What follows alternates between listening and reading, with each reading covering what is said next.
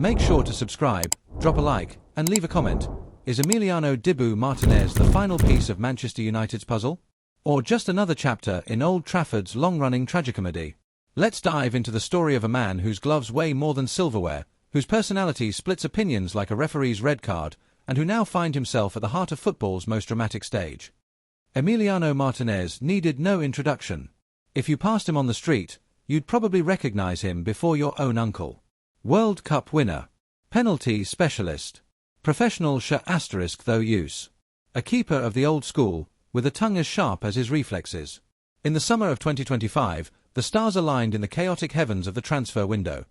Manchester United looked down from their troubled throne, sighed deeply, and decided it was time to bring in a little bit of madness, a touch of leadership, and an abundance of presence.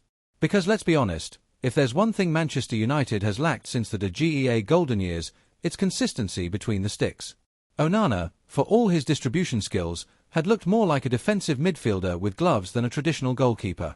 Dean Henderson, Tom Heaton, Jack Butland, these were names, not solutions. The United goal had become a revolving door of indecision. Enter the DIBU. Martinez, with his swagger and his gloves held like loaded weapons, was everything United hadn't been lately. Loud, commanding, unapologetic, and above all, decisive. He didn't just play football, he put on a show. Whether you loved him or loathed him, one thing was undeniable: the man never went unnoticed. The official announcement came via a 30-second teaser on United social media. DIBU walking out of the Old Trafford tunnel in slow motion, crowd noise swelling behind him, a narrator whispering, "The Theatre of Dreams welcomes its new guardian."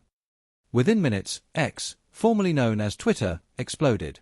United fans were split like the Red Sea. Some celebrated the arrival of a warrior, others feared the drama. And neutrals? Well, they grabbed popcorn. The British tabloids had a field day. Daily Mail, from villain to red devil. The Sun, devilish DIBU.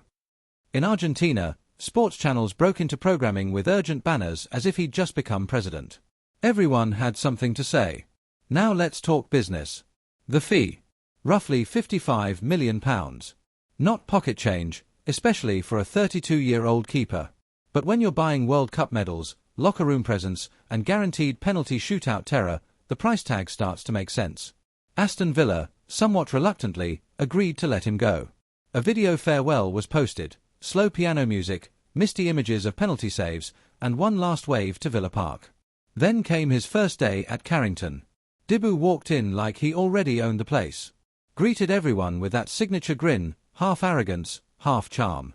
When he saw Onana, he shook his hand, cordially, but firmly. The kind of handshake that says, "I'm here now, mate." Onana, used to such scenarios by now, smiled back, but you could sense it, the winds had changed. At his unveiling press conference, DIBU was classic DIBU. "I'm proud to join the biggest club in the world," he said, while several journalists chuckled, remembering he said the same about Aston Villa a year ago. "I've come here to win. To lift trophies. To bring authority to the box." And when asked about his reputation for trash talk, "I protect mine. If that bothers people, tough. I'm here to win, not make friends." MIC drop. His first match came in pre-season against Borussia Dortmund. Chicago, sold out. The United faithful were curious. The skeptics were loud. The neutrals were entertained. It was 2-1 to United when Dortmund were awarded a penalty in the 87th minute. DIBU stood tall. Saved it. Then, in true DIBU fashion, turned to the German fans and cupped his ear. Twitter did the rest. Memes, arguments, compilations, the DIBU show had officially begun. Surprisingly, or perhaps not, the dressing room embraced him. Bruno Fernandes called him a general. Casemiro, unbothered by anyone since his Bernabeu days, reportedly said, "We need more players like this." Rashford posted a pic with DIBU captioned, "Safe hands. Big energy." Even Ten Hag, typically robotic, cracked a smile when asked about his new number one. Then came the real test, the Premier League opener. United hosted Newcastle. The crowd roared. DIBU, in all black, looked like a villain from a Marvel film. The match was tight until a few key saves swung the momentum. 3-1 win. Clean-ish sheet. No drama, just assurance. The fans left feeling like maybe, just maybe, this was the turning point. But nothing is ever simple at Manchester United. Week 4. Stamford Bridge. Chelsea vs United. Tense. Ugly. Minute 75, penalty to Chelsea. Enzo Fernandez stepped up.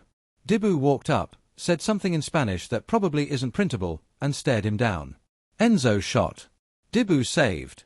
And then, of course, he turned to the home fans and put his finger to his lips.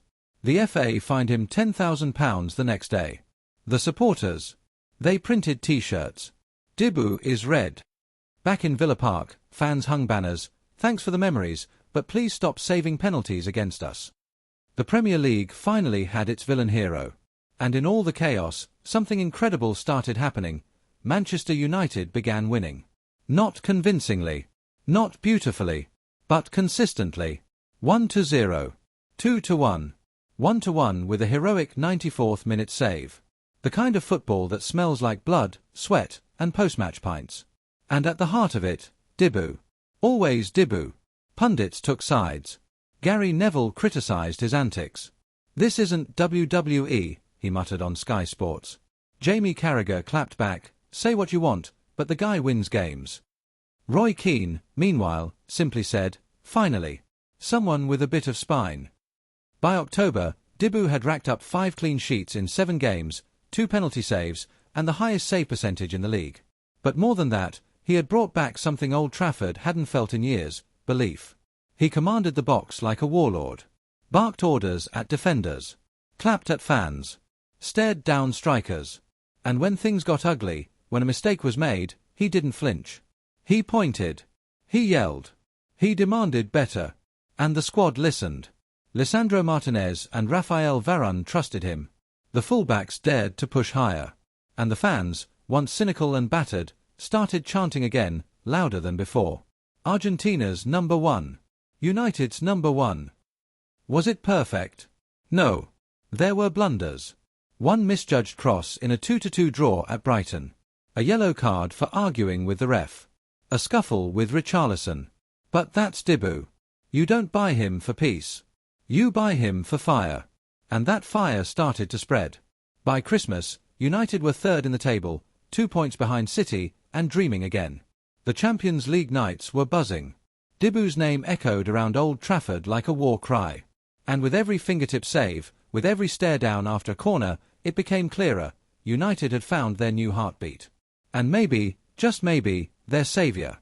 The media couldn't get enough. "You either love him or hate him. But you can't ignore him," wrote The Athletic. Fabrizio Romano tweeted, "Here we go, and what a move it was." And in Argentina, the country laughed and cried as one of their own had taken the Premier League by storm. In a world of sanitized post-match interviews and cookie-cutter players, DIBU Martinez remains defiantly human. Raw. Flawed. Brilliant. The kind of player who reminds you why you fell in love with football in the first place. And when asked recently whether he dreams of retiring at United, he smirked, leaned into the mic, and said, "I don't dream. I save." Ladies and gentlemen, Manchester United's number 1. I don't dream. I save. The words hung in the air like the final note of an orchestra, vibrating across the press room with the kind of gravity that couldn't be scripted. It wasn't rehearsed. It didn't need to be. That's the thing with Emiliano Martinez, nothing about him feels planned. He speaks like he plays, straight from the gut, with just enough madness to keep everyone wondering whether he's a genius or an agent of chaos. In that moment, every journalist in the room seemed to freeze. Pens paused mid-scribble. Fingers hovered over keyboards. For a few beats, no one dared interrupt the silence that followed. Not because of awkwardness, but because everyone present knew they had just witnessed something. A moment. A headline. A quote destined to live on coffee mugs, billboards, motivational posters, and Twitter bios from Buenos Aires to Birmingham. Martinez didn't blink.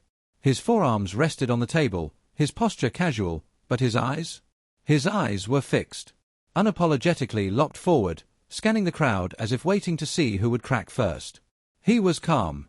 Not arrogant. Not smug. Just still, like a soldier who knows the job is done, but hasn't sheathed the sword. Next to him, United's press officer, a veteran of many turbulent media briefings, from Mourinho's icy sarcasm to Ten Hag's calm insistence, visibly shifted in his seat. His fingers tapped the edge of the table nervously, unsure whether to wrap things up or let the silence linger. He settled for doing neither, trying to play it cool, but But inside his head, alarms were flashing. This is either brilliant or a disaster in slow motion. But DIBU didn't care. Because DIBU never says things for effect. He says them because that's exactly what he believes. He doesn't dream. He saves. End of story. A soft, awkward cough broke the silence. Someone in the third row, probably a freelancer regretting their outfit choice. A few chuckles. One journalist from the Times leaned back with a grin that said, "Well, there's tomorrow's headline." A cameraman whispered, "That's going viral, mate," to no one in particular. He was right. But still, DIBU remained motionless. He had delivered the quote. Let the rest of the world catch up. Behind him, the press backdrop, that familiar red wall printed with sponsors and the unmistakable Manchester United crest, now looked like a theatre set. The crest itself seemed to pulse, as if acknowledging the moment. This is what we used to be made of. This is who we might be again. Then came the stare. Because if there's one thing more powerful than DIBU Martinez's words, it's his stare. It's not a stare for show. It's not media training. It's the kind of look that peels back facades. That says, I've seen darker dressing rooms. I've faced louder crowds. I've heard more pressure in the silence before a penalty kick than you'll ever hear from your little questions. And yet, it wasn't hostile. It wasn't even aggressive. It was surgical. Like he was scanning the room for signs of doubt, ready to pull them out and smash them under his boot. The reporter who had asked the initial question, Mark Harrison from BBC Sport, a seasoned journalist with a closet full of safe quotes, tried to respond. Maybe with a witty retort. Maybe just to save face. But before he could speak, DIBU turned his head slightly toward him, gave the faintest of nods, and said absolutely nothing. Sometimes silence is louder than anything else. The camera from ESPN Argentina zoomed in, a crisp, high-resolution close-up that captured every pore, every shadow, every line in DIBU's furrowed brow. The lighting hit him perfectly, casting half his face in light and the other in shadow, like he'd walked off the set of an Alejandro González Iñárritu film. The freeze frame from that shot would later be turned into 1,000 edits online, half devil, half angel, with "I don't dream. I save," stamped across it in bold white letters. And then came the next question, unexpected, gentle, and from the very back of the room. A journalist from NHK Japan, quiet all along, lifted his hand respectfully. The press officer nodded, slightly relieved for a change in energy. "DIBU," he asked, his English precise and polished, "you said you don't dream. You save. But, what does Manchester United mean to you, personally?" The room paused again, not in shock this time, but in curiosity. It was a real question. Not a soundbite hunt. Not bait. Just a man asking another man what this club, this colossal, faltering, mythological institution, meant to him. And that's when DIBU leaned back. He exhaled. Crossed his arms. And for the first time since the conference started, his expression changed. Gone was the cheeky grin. Gone was the smirk of a provocateur. What replaced it was sincerity. "It means responsibility," he said quietly. "It means expectation. Millions of people. A badge that used to win everything. And now it's trying to get back there. And I'm here to help." His voice was lower now. Measured. The bravado gave way to the burden. And in that vulnerability, he somehow looked even more powerful. "I know people think I'm the guy who dances before penalties. Who talks trash. Who waves at fans. But I'm also the guy who trains before everyone else. Who studies tape at night. Who punches lockers when I concede, even in training. This club called me. I gave them my word." You could feel the temperature in the room drop, not because of discomfort, but because of gravity. And then, like a blade sliding back into its sheath, he delivered the closing line. Soft. Steady. Inevitable. "I didn't come here to entertain. I came here to win." No one moved. Not one camera blinked. No cough. No chair creak.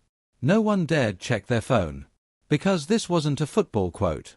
This was a declaration. When the press officer finally stood, he didn't even bother with the usual "that's all for today" line. He just nodded. The reporters understood. The conference was over. But the moment wasn't. As the room emptied, as boots tapped against the tiled floor, a storm brewed online. The clip of DIBU saying "I don't dream. I save" was already on Twitter, Instagram, TikTok. Fans were looping it over slow-motion highlights, syncing it to dramatic music, quoting it on custom shirts. Within minutes. 1.2 million views. I don't dream I save trending in the UK, Argentina, and, somehow, Indonesia. The top comment: "We didn't sign a goalkeeper. We signed a mentality." Manchester United's official account followed up with a post of their own. A photo from the press room. DIBU, arms crossed, shadow slicing across his jawline. The caption: "This is not a signing. This is a statement." And as the internet did what the internet does, the man behind the quote had already moved on. In Carrington's training complex, DIBU was back in the gym. Alone. Earphones in. Towel slung around his neck. No cameras. No press. No noise. Because while the world clung to his words, DIBU Martínez was already thinking about his next save. The gym was nearly empty, except for a distant hum from a treadmill in the far corner and the soft metallic clinks of weights being racked. But none of that mattered to him. DIBU Martínez stood still for a moment, sweat soaking through the fabric of his training shirt, staring at the mirror not for vanity, but for rhythm. He wasn't checking his hair, or admiring his arms. He was watching himself breathe. In. Out. Deep. Measured. Composed. A goalkeeper's breath, never too quick, never panicked. You don't get to panic when you're the last line of defense. You breathe slowly, like you're trying to calm the whole team through osmosis. In his ears, music played, not some pumped-up reggaeton or British grime track. Just slow, instrumental piano. Something meditative. Something neutral. It wasn't for motivation. It was for silence. Because silence, in a strange way, had become rare since he arrived at Manchester United. Outside the walls of Carrington, it was anything but quiet. He knew it. Didn't need to check his phone to feel it. The social media storm. The clips, the tweets, the edits, the debates on Sky Sports, the DIBU effect on TalkSport, the arguments between fans on forums in 12 languages. His phrase, 4 words, had become international property. I don't dream. I save. It was on t-shirts already. Someone had probably printed a hoodie. There was a fan in Nigeria who had already tattooed it on his forearm. A mural had started in Buenos Aires, half finished already with DIBU's signature scowl emerging from red spray paint and smoky outlines. But here, in the fluorescent-lit calm of the gym, he was just Emiliano. Not DIBU. Not World Cup hero. Not though you supreme. Just a man stretching his hamstrings, lifting weights with precise representatives, setting his breathing to a tempo only he could hear.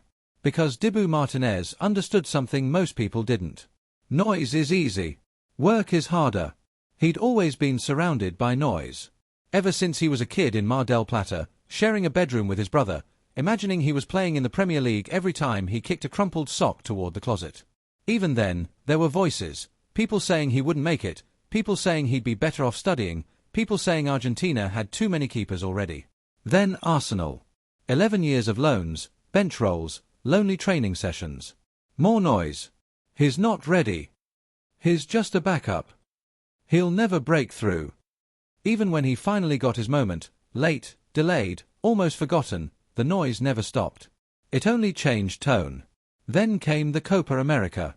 The World Cup. Immortality. And with it, the real noise, worship, criticism, obsession, mockery, imitation. Everyone had an opinion. Everyone became an expert. But none of them knew about this gym. None of them knew about this hour. This ritual. DIBU grabbed a medicine ball, dropped to the floor, and started a series of core rotations. 10 representatives to the left. 10 to the right. Each movement controlled, never rushed. He wasn't chasing aesthetics. He wasn't training to look good in the tunnel before kickoff. He was building armor, physical and mental, for the 90th minute when legs shake and minds panic. He tossed the ball across the mat, caught it again. Over and over. A personal rhythm. Almost musical. And all the while, the world outside was catching fire.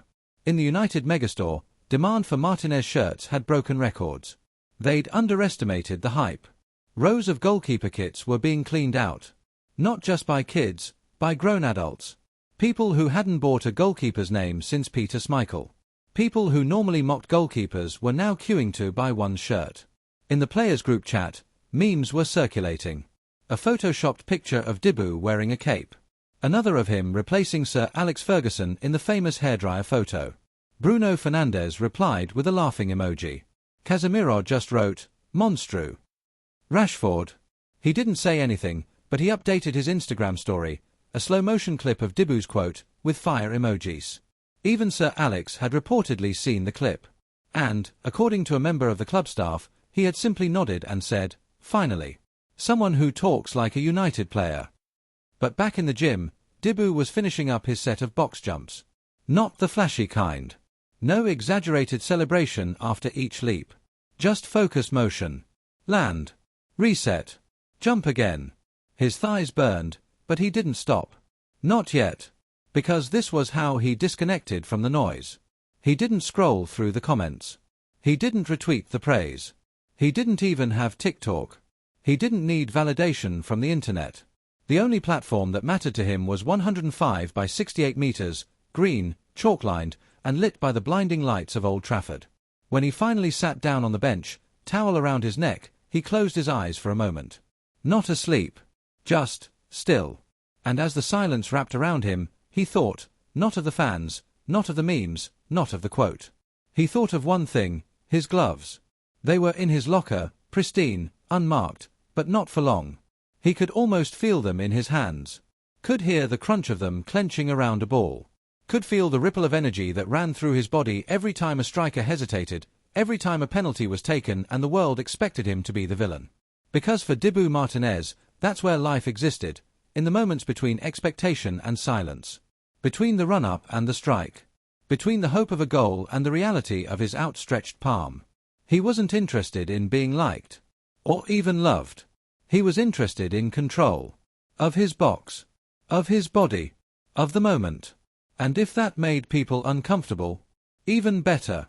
A few feet away, the gym door opened, quietly, and a member of the club staff stepped in. Not to interrupt. Just to let him know that training was resuming in 20 minutes. A scrimmage. Casual. But DIBU didn't take anything casually. He nodded. Didn't speak. Just grabbed his bottle, took one long sip, and stood. As he walked out of the gym, he passed a wall of framed photos, legends of Manchester United past. Schmeichel. Van der Sar. De Gea. 3 very different men, 3 very different eras. But all of them once stood where he stood now. All of them once carried the pressure of 1,000 expectations in their gloves. He paused briefly, eyeing the photo of Schmeichel midair, fists clenched, face roaring. Then he whispered, almost inaudibly, "Let's see what they say about me after this season." And walked on. Behind him, the echoes of those words stayed. In front of him, the path back to the pitch. And somewhere in the middle, the moment that would define him, not the quote, not the noise, but the work. Because dreaming is for poets. Saving is for goalkeepers. And Emiliano Martinez, in every fibre of his being, was exactly that. The hallway between the gym and the Carrington training fields was long, clean, and humming with fluorescent stillness. The walls were lined with images of legacy, black and white photographs of Manchester United's triumphs, of Busby babes frozen in time, of the class of '92 in their adolescent glory. Further down, the icons of the Premier League era loomed, Beckham's smirk, Rooney's snarl, Cristiano mid-sprint, and Van der Sar with arms wide after a Champions League penalty save in Moscow. DIBU Martínez passed them all without looking sideways. He had walked this corridor many times since arriving at United. It was the artery between solitude and noise. Between iron and turf. Between the inner work and the public performance. And yet, today, something about that walk felt heavier. Not because of pressure. No, pressure was an old friend to him. It felt heavier because of gravity. His words earlier in the press room had echoed so loudly, they were practically printed on the walls. "I don't dream.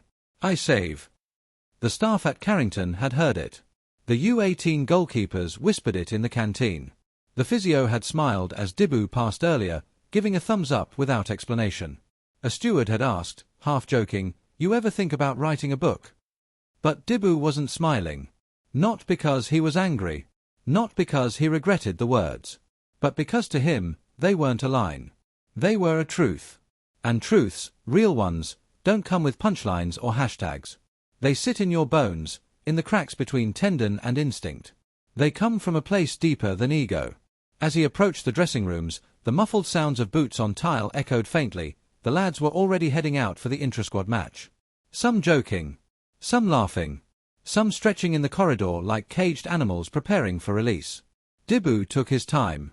He passed by the equipment room where his gloves were already laid out, pristine, untouched. He didn't need to ask for them.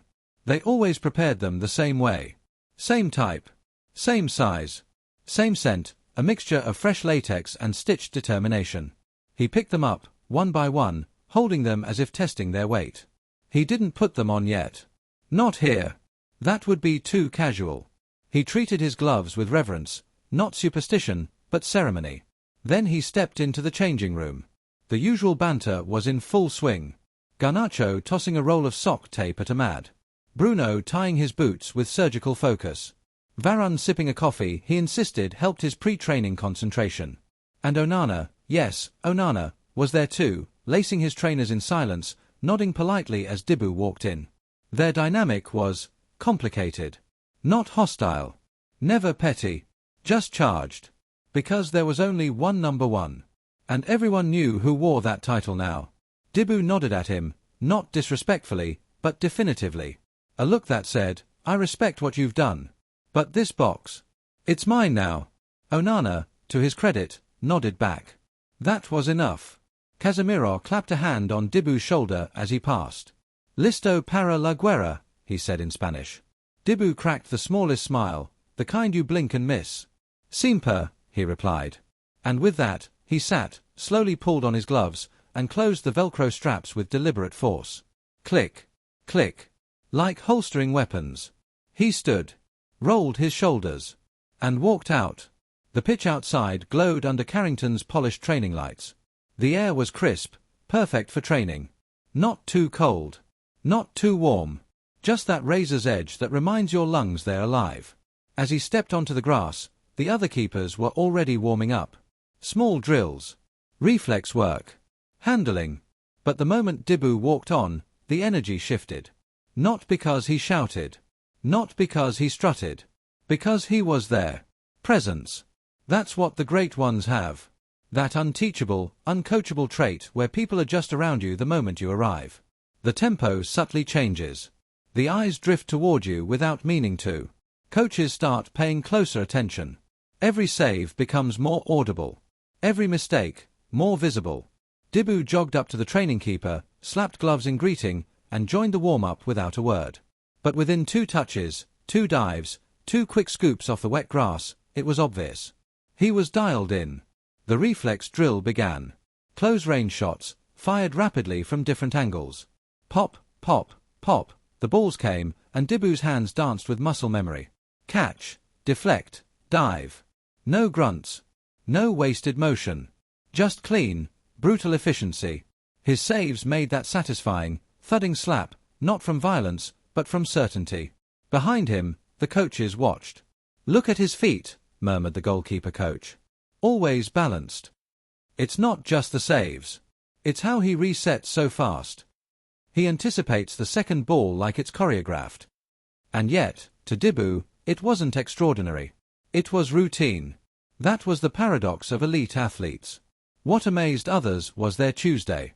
He went through the handling sets like a metronome. No showboating. No frustrated screams when a rebound slipped. Just focus. The kind of brutal, quiet focus that most people only find in life or death moments. For DIBU, it was another Wednesday morning. Between drills, players rotated. Jokes flew. Someone shouted at McTominay to pass faster. Anthony attempted a Rabona cross and got heckled. But DIBU stayed locked. When he wasn't in goal, he watched. Studied angles. Read the striker's hips. Tracked wind direction like a sailor. He wasn't just training his body. He was feeding his mind. And always, always, those words echoed. I don't dream. I save. They weren't a slogan. They were his compass. They reminded him that while others dreamt of moments, he lived inside them. While others hoped to be heroes, he planned to be. And yet, even as all this played out, even as teammates whispered about his intensity, coaches discussed his reliability, and fans online turned him into a cult icon, DIBU remained untouched. Because he knew something most people didn't. You're only as good as your next save. Not your quote. Not your press conference. Not your meme. And so, while the world replayed his words in slow motion, With dramatic piano music and cinematic filters, Emiliano Martinez just kept working. Not dreaming. Just saving. The next drill was more brutal. 1v1 simulation. 3 cones. A midfielder charging in. A defender closing down. DIBU alone at the top of his box, reading the attacker's body like a detective studying a suspect mid-lie. It wasn't about reflexes anymore, it was timing, instinct, and the war between hesitation and domination. The midfielder was Kobbie Mainoo, agile, sharp, young. He feinted left, dragged the ball right, and tried to slip a low shot under DIBU's glove. Bad idea. DIBU read it early. Not guessed, read. Like he'd seen the clip 100 times before it even happened.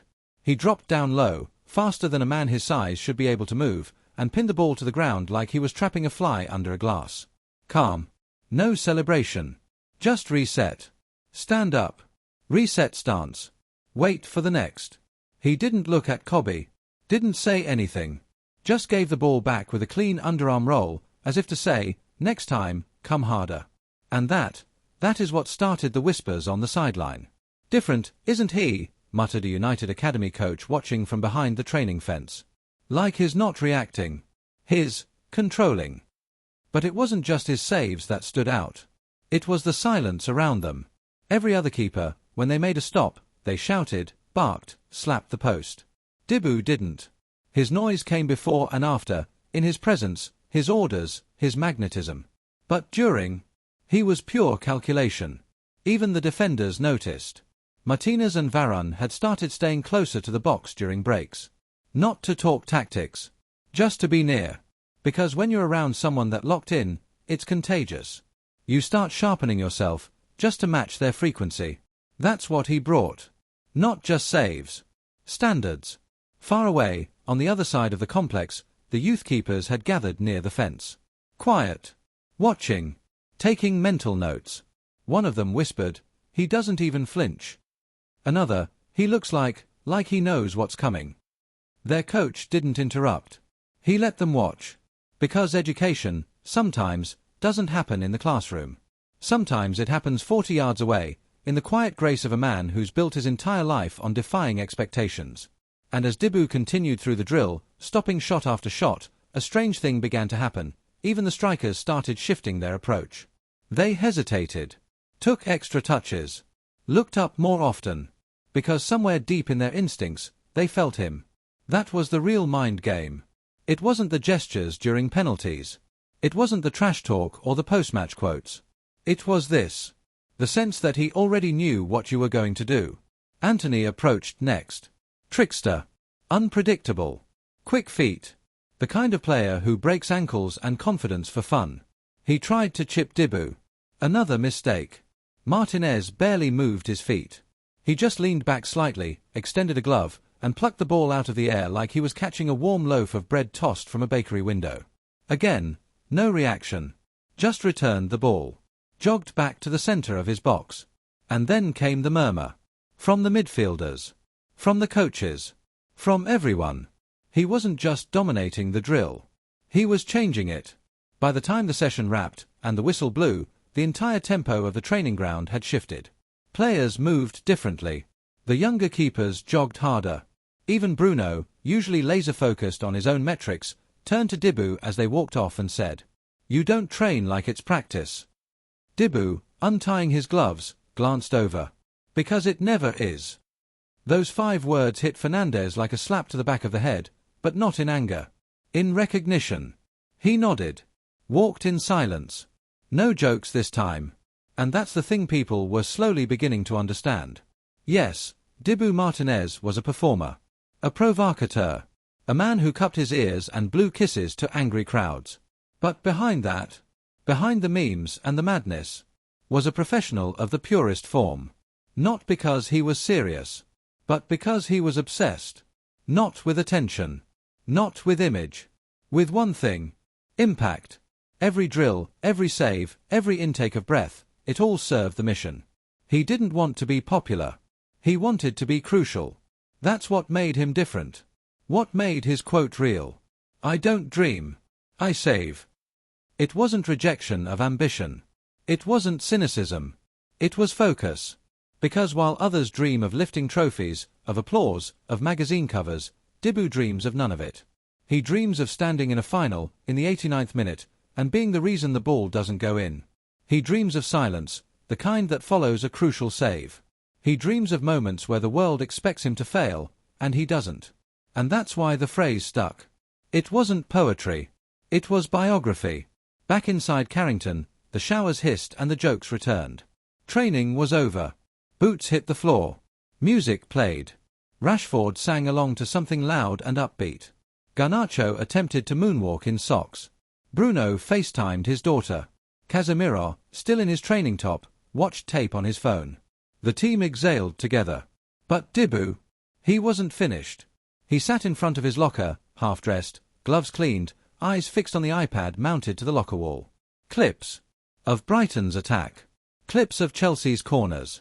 Clips of Liverpool's diagonal switches. Not highlight reels.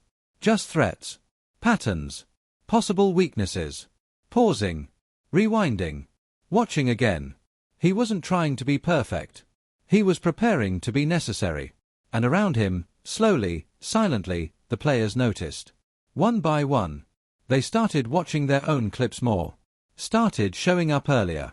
Leaving later. Not because of motivational speeches, but because of example. This wasn't a captain's armband kind of leadership. It was the kind that says, follow me, or get out of the way. As the dressing room emptied out, and the sun began to dip outside Carrington, DIBU Martínez remained seated, hoodie pulled up, light flickering against his jawline. He blinked slowly. Still watching. Still breathing that same slow, goalkeeper's breath. And for one brief moment, only one, he smiled to himself. Not because he felt famous. Not because his quote had gone viral. But because, finally, he was exactly where he needed to be. Not dreaming.